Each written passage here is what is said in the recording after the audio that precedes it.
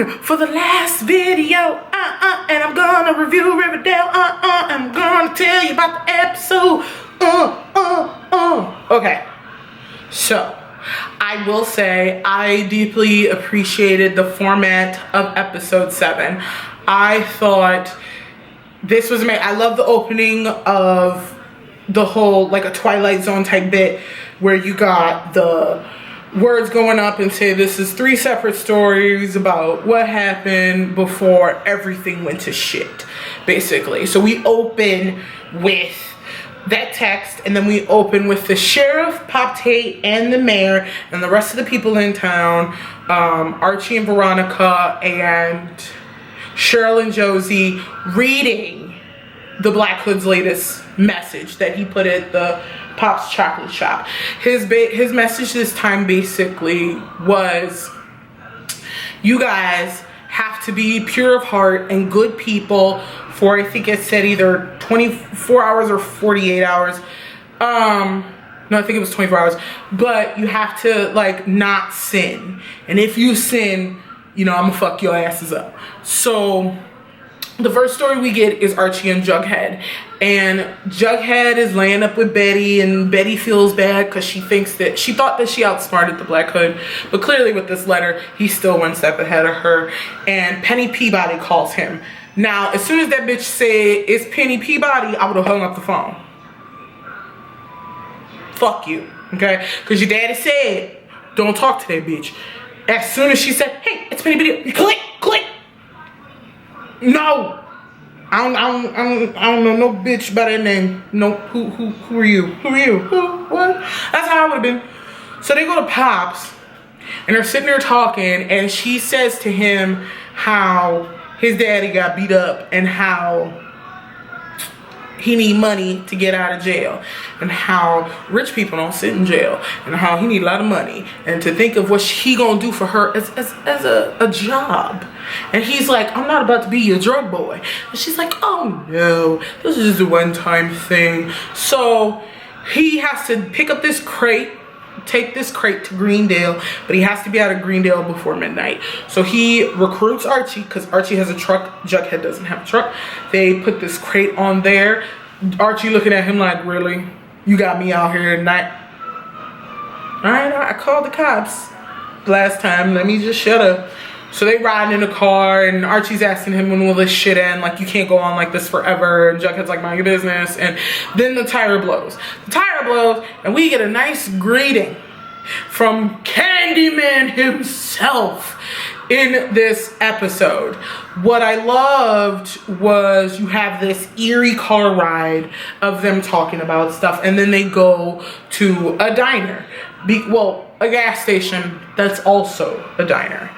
And they start talking about the Black Hood and how the black guy thinks, you know, there's a reason to it and it makes sense, but he also feels like this is a repeat of the Riverdale Reaper, and he feels that maybe the Black Hood and the Riverdale Reaper are the exact same person, because the person was never caught. He doesn't think they left Riverdale, and it could be a repeat. Now the Riverdale Reaper, I think he said in the story, killed a family in Greendale, and he was never caught. And another thing that I loved about that scene was Archie, after he gets his tire fixed, there's a moment where he sees a bloody deer come out and then look at him. And that, I think, was kind of like a trigger for Archie to go after Jughead. So I appreciated that Archie wasn't just gonna get his shit fixed and go home. Like, he wanted to see this whole thing through with Jughead. What was so tense was it went from this random nice Samaritan is gonna give me a ride with my crate to, since I won't tell you what's in the crate and you think I'm suspicious and you all of a sudden about to jip me out of paying for this meal, you just gonna take my crate? What? Like, I thought that was so fucked up how this man passed judgment. Like, you decided to pick me up, okay? You chose to do that, but now you want to take my shit because you don't like me for some reason? Like, what? pissed me off, but it wasn't surprising because I bet a lot of shit like that happens in small towns and we see it a lot in movies and things like that. So clearly that must be something that happens in real life. But I appreciated how Archie was just not gonna let his friend go, and him coming in at the right time at the diner and saying, I'll pay for the meal. You take debit? Like, I love that. So that was Archie and Jughead's story. The second part was Josie, and we get nice singing from my girl Ashley Murray singing Spooky, which is a song you can also buy on iTunes or listen to on Spotify, blah blah blah. So the theme of this episode is eerie, it's creepy, it's spooky, and so I love she's in there practicing, you know, singing and spooky and things like that. But we find out she's doing this for a solo thing because she got an audition, because Cheryl set her up with some music people, because Cheryl wants to make it up to her because she felt like, you know, Josie saved my life. She saved me from like one of the worst things that could happen to me. I want to give her everything. And Cheryl has a way of being a little too clingy, you know. We saw that in season 1 with her relationship with her brother Jason. Even though he was dead, it seemed like at every given time she'd bring Jason up. It was me and Jason this, and me and Jason that, and I just love Jason. That's you know, Cheryl in a nutshell. But we see it that Josie is also getting gifts. She's getting a teddy bear. She's getting, you know, little things stuffed in her locker, and Cheryl's all like, "Ooh, oh my goodness, you have a secret admirer. This must be wonderful." And Josie's like, "Yeah, well, maybe." And then we get to Chuck. Chuck likes Josie. Chuck wants to hang out with Josie, and Josie's like, "Oh hell no, you're a predator. No, you fuck with girls, and just such a shitty manner. I don't want nothing to do with you." And Cheryl's like, "You bet I don't want nothing to do with him. He's a horrible person." And there's a moment when Cheryl's really pushy with Josie when she goes, "Shouldn't you be practicing for this audition thing?" And Josie's like, "You know, I want a break." And Cheryl's like, "Fine, I just wanted you to have an amazing singing career with everything you've done for me, and, you know, going through what I went through." And Cheryl's doing this whole very easy manipulative thing to make Josie feel bad. And of course Josie's like, "All right, I'll keep practicing and get ready for it." And we keep seeing her in this school at night by herself, and this janitor seems to be a little too into Josie. Like, he's a little too sweet, he's a little too eavesdropping, and he's a fucking creep. Oh, and I didn't wrap up what happened when Jughead and Archie went and dropped the crate off. Well, okay. They dropped the crate off, some bitch come out in a wheelchair with a man with a gun on his hip, and she like, "Don't be late, and apparently you my new permanent delivery boy." And Jughead's all like, "What the fuck?" And she's like, "What, Penny didn't tell you? Oh, this is permanent." And then Archie and Jughead are standing there like, "What the fuck, God?" You know. Then he finds out that Penny lied. Nothing happened to FP. He's perfectly fine. And the reason she's doing this is because FP broke a promise to her and he owes her big time. I think it's some like relationship shit. And he didn't want her, or he picked somebody over her. And she just don't know how to let the shit go. So she's taking it out on Jughead with putting him in a position that now he can't work his way out of. And hopefully somehow his daddy will help him out of this. But that was everything wrapped up with Archie and Jughead. I covered everything. Back to Josie. You noticed in this episode, the janitor was just like a mad fucking creep. And so one night when Josie's leaving the school, she's hearing footsteps. She's kind of creeped out. She turns the corner and Chuck's right there. And she's like, "What the fuck?" And he's like, "Are you okay?" And she's like, "Will you drive me home?" And so then they go to Pops. Could have swore she said, "You want to drive me home?" But they go to Pops, they're sitting there, and she's like, "Don't look at me like we're on a date, because we're not on a date. You're a horrible person." And he's talking about how he's going to church now. He's gotten counseling. He's becoming a better person because he's seen the error of his ways. You really got to see a completely different side to Chuck that I actually appreciated. That you see this boy actively, willingly trying to change. Like, it's not one of those, he did the bad thing and he still wants to be the bad guy. Like, he's trying. It's not a lot. Chuck still shouldn't be trusted, but he's trying. And I love the moment with them dancing. And in this old style diner, the music's old, they're doing the twist. I thought it was so cute. And then the mom shows up and the mayor's like, you a damn fool. And she's like, oh my God, what? And then she says to Chuck, I don't want you 10 feet near my daughter. And the sheriff's standing there. First of all, why is it everywhere the mayor goes, the sheriff is right there? But anywho, she starts to go off on Josie, and she tells Josie, ever since this Black Hood shit started, things aren't cool for me. I'm getting death threats again. People are threatening me, and the last letter I got was a threat to you, and I just don't want you out here past hours at night. Like, no. And Josie's like, all right, I'll do better. I'll be better. Well, she not. She's still up at the school and all late at the hours, listening to music and chilling and hanging out. She then has this moment where the Pussycats confront her because they've heard that she got this whole solo deal thing and an audition thing, and they're like, what? We thought we were supposed to be your girls. We thought we were supposed to be in a band. And Josie's all like, this opportunity fell in my lap. You guys, it's not what you think. And they're like, but it doesn't matter. You should have fucking said something. You could have told us, Josie. And they leave because they're fucking angry. And I love, because I think it was Melody's character that said, pride cometh before the fall, Josie. I love that because she just was looking at her like, I'm so disappointed in you. Wow. And then just walked away. So then you see Josie playing the piano and you see the Black Hood behind her. And first of all, where do you get off, writers? Where do you get off making me think y'all were about to kill off Josie McCoy? Oh my God.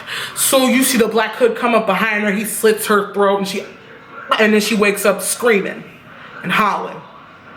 And she can't talk nothing, and her mama's right there. And then there's another moment, the biggest, like the freakiest moment in the Josie saga of this episode. She gets another letter from her secret admirer, which her and Cheryl have now deduced that it's Chuck. It's a drawing of Josie that says, if I can't have you, no one can. And she's like, oh my God, it's a threat, Josie. Cheryl hyping it up like Cheryl do. And she's like, what's in the box? And so Josie opens the box. It's a fucking pig's heart. Who sends pig's hearts? What the fuck? So they go to confront Chuck. They go off on Chuck. And he's like, I don't know what you're talking about. I didn't do that. And Josie's like, teddy bears is one thing, but pigs' hearts? And Chuck's like, what are you going on about? The janitor is eavesdropping, and he's just gonna take it upon himself to take Chuck to the office. See, I find that suspicious. Okay? Why are you all up in my conversation? Why are you watching what we do so close? Like, letting me stay after school to work on my music is one thing, but why you acting like you a teacher with authority, grabbing all other you know what? You know what? Okay. So then you see in the scene later how Cheryl's listening to Josie singing and she's drawing, and the camera pans down to the drawing. Why does Josie look just like the drawing that she found that says, if I can't have you, no one can? Wanna know why? You wanna know why? And what I deducted from that? Cheryl's the stalker. Cheryl's her secret admirer. Cheryl's the creep. Okay? But here's my reasoning. Because I see a lot of people that are pissed off that they're like, is this really gonna be the direction in which Cheryl's character goes in?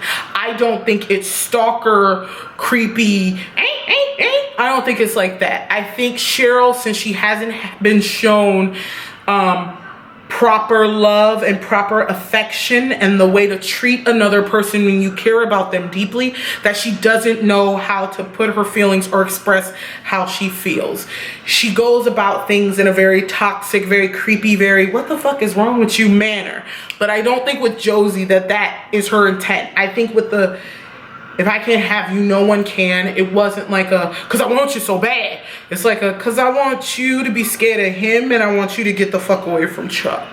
But that's a creepy way to go about it. And I I mean, I hope she didn't give her a pig's heart, but I think it's misplaced love. I don't think it's creepy, I'll kill you if I can't have you love. I think it's misplaced because when Josie came to her rescue and showed how much she cared, I think Cheryl misinterpreted that, and internally she sees it more as, oh my God, we're falling for each other and you just care about me, you do anything for me.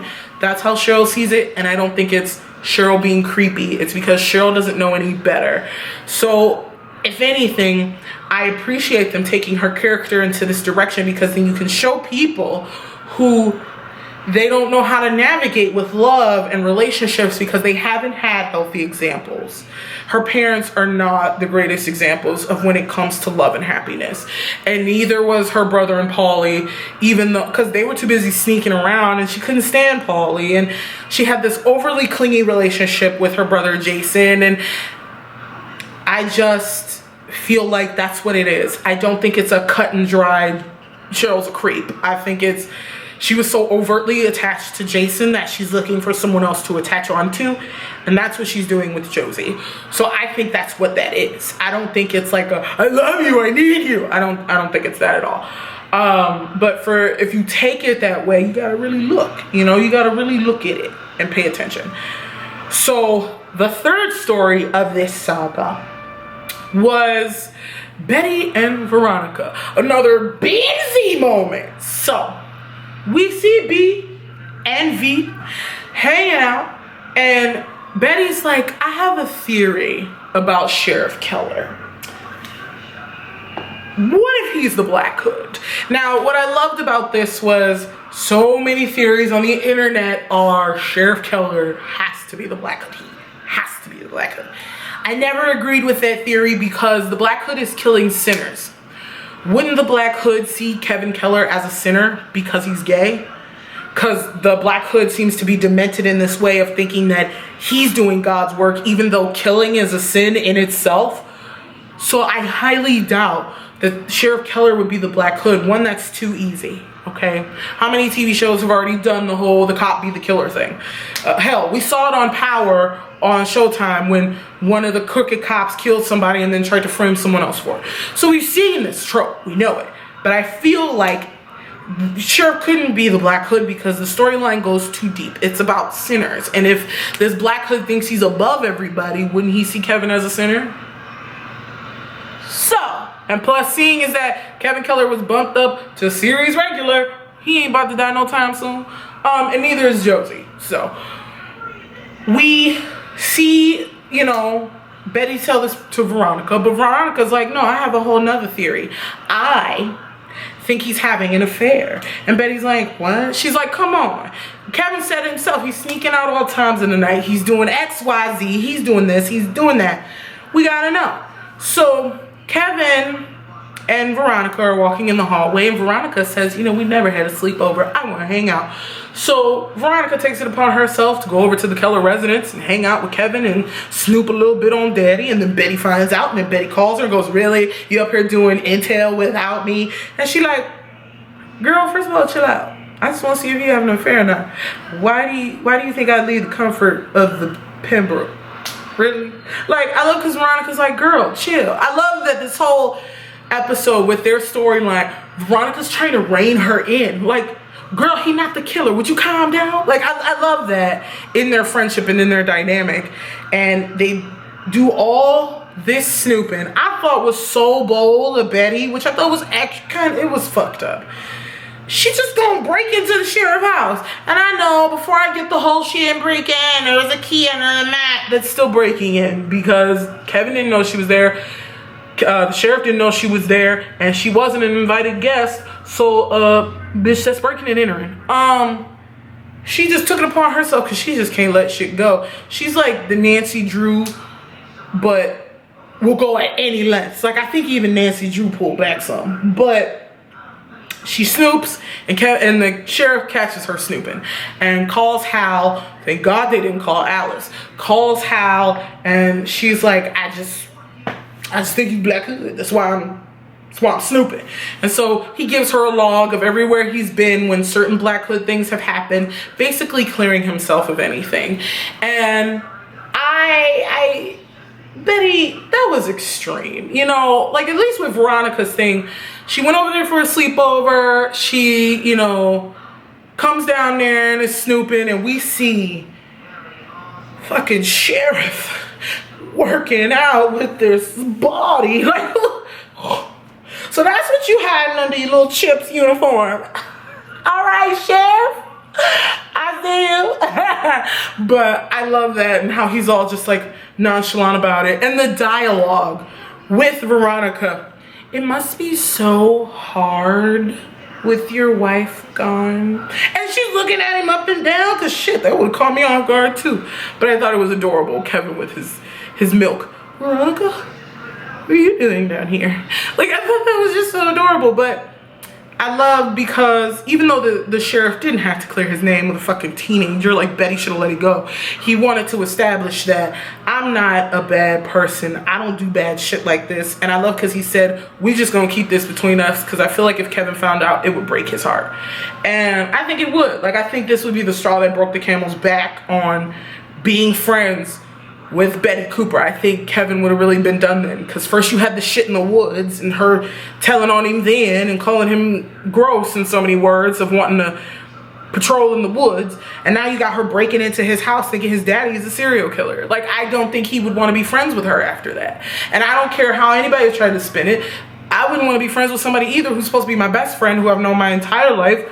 You think my dad's the killer? Like, I would feel that was so rude. And it is rude, and I feel like people don't want to call Betty out on her just flippant rudeness. And she's just like Alice, which I find hilarious in how she tries to act like she's not. Alice snoops and don't know when to quit.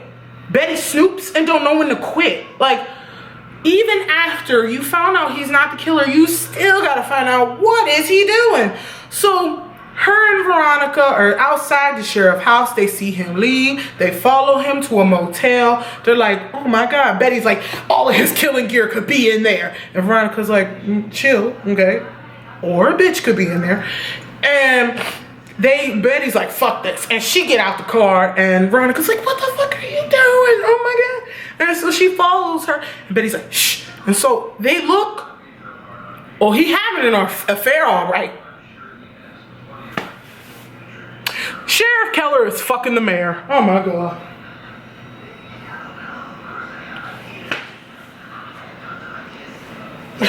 Mayor got a whole ass husband out here. Sheriff got a whole ass wife out here. And you cheating. Like, it already was established in season 1 that Josie's dad is a bastard. Like, he is a son of a bitch. But damn, Mayor, like, y'all talk so quick about how these kids need to get in line and get it together, and you fucking each other. What the fuck? Now we know why everywhere the mayor go, he go.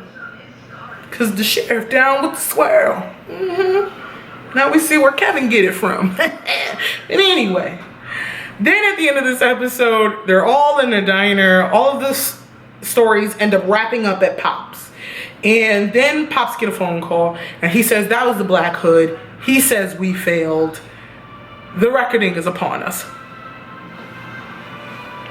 Yeah! Like, that's, oh my God. Oh my God.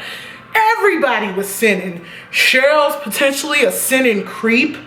Josie didn't listen to her mama when she said stop going out late at night, just bring your ass home. Betty snooping, breaking into houses. Sheriff Keller sleeping with the mayor, and they're both married. What the fuck is Veronica doing? Well, Veronica ain't did shit. She just be following along. Jughead up here moving fucking crates of drugs, and Archie's helping. Like, what?